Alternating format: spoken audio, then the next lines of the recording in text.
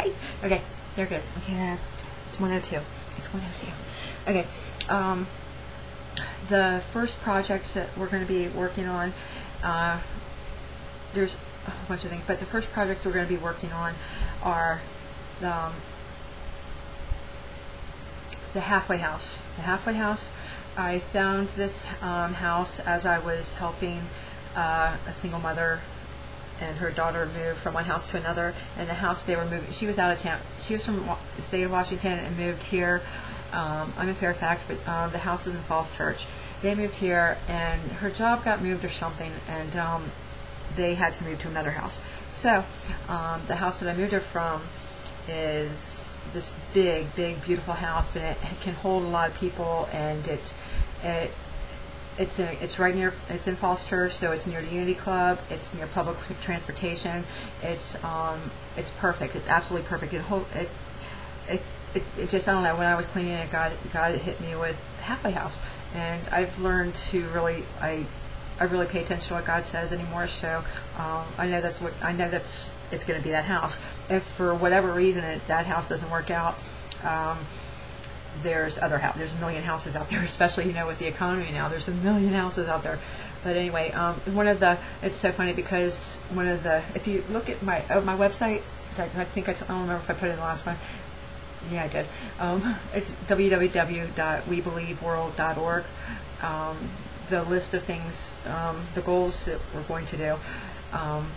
One of them is encouraging people to open halfway houses and Oxford houses, because as people get better and people go in, as we get people to realize that recovery is great and they start getting better and moving, they're going to need places to live, and there's not enough Oxford houses out there. There's not enough halfway houses out there. So the thing was to encourage everybody else to do it, but God hit me with, okay, why don't you just do it, Leanne? So I'm going to open this house, because I've lived in a bunch of them. Not a bunch. Yeah, I've lived in a bunch of them. My journey's been a lot of fun. But the one that I lived in a big one, and lived in a big one in Crownsville, Maryland. It was called Raft House, and it was on the grounds of Crownsville State Hospital. And I got to find out what happened with that. I think the funding got lost or something, but I got to think about that one. But it was a co-ed thing. There's guys and girls there. No. If you ever open up a house for recovering people, no. Never, no co-ed, period. No, doesn't work. Okay, please. Oh my goodness, it was just freaking nuts. And then I lived in one in Baltimore. It's called Safe House. It's on there. It's on the Anne Arundel County or Maryland website. It's on there somewhere. Anyway, and this one was really cool. It was just a small row house in Baltimore. They told me it was $1 house. They were selling houses for $1 if you had money to invest in fixing the house up. And this man, I still have to get in touch with them too.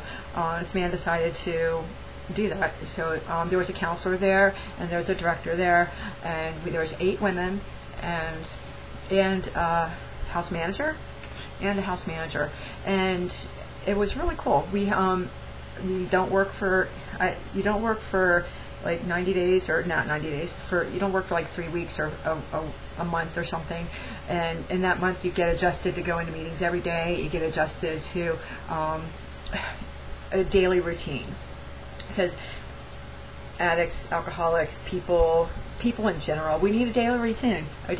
So everybody got up at the same time, and we had our chore, we ate breakfast, and for that month thing, we did a daily meditation, and then we had groups, and we were allowed to go out on our own, but we had groups. We had structured things, and the structured things were really cool, and it made a difference. And so I've been to that one, and I lived in a Christian-based house. I cannot remember the name of it to save my life, but it was in Glen Burnie, Maryland, and I didn't last there very long because it's a wonderful house. These nuns who it's a long story, but it was a Christian-based house, and they didn't promote going to meetings. They had this thing called Celebrate Recovery that they wanted everybody to go to, and I don't know, it served its purpose for me, but there was, I don't like to say anything negative about anything, but what I found is for recovering people, we need 12 steps. We need 12 steps, and we need God. So we need God too. So we need structure. So I want to combine all these things into one house. That's what for the premise for the house that this is a pilot house, to do the structure like I just mentioned, and to do 12 steps, and to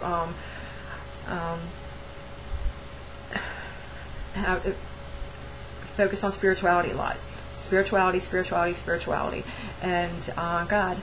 If whoever lives there doesn't believe in God, that's fine. Then we'll just talk about whatever, and we'll work around it. But spirituality is going to be a big thing, because people that have good lives in recovery, spirituality is usually a big deal to them.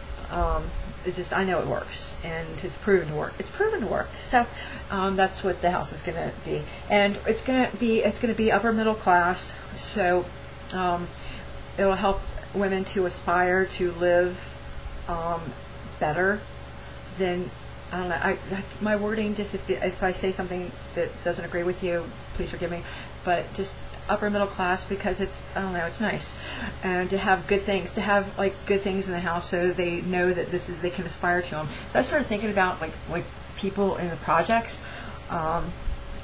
If that's all they know, then they don't know what they're missing, except for like TV and stuff. And a lot of times, if you're thinking about the TV stuff, then you don't think that's achievable.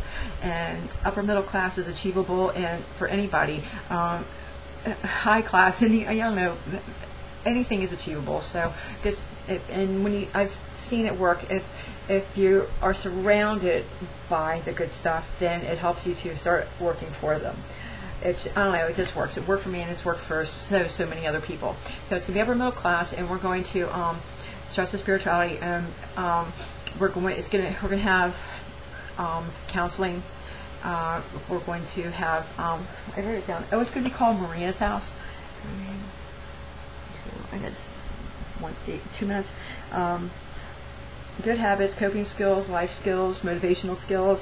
We're going to provide encouragement and support and guidance.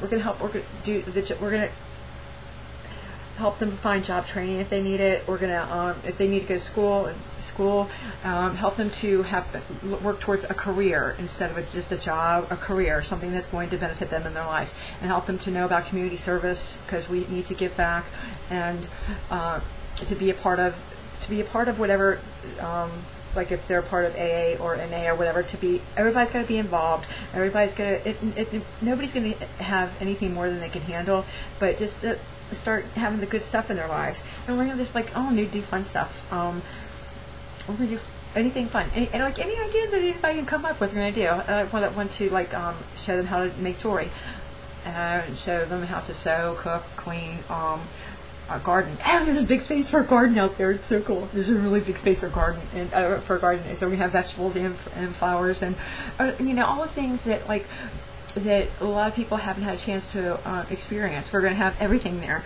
So, and we'll learn from each other.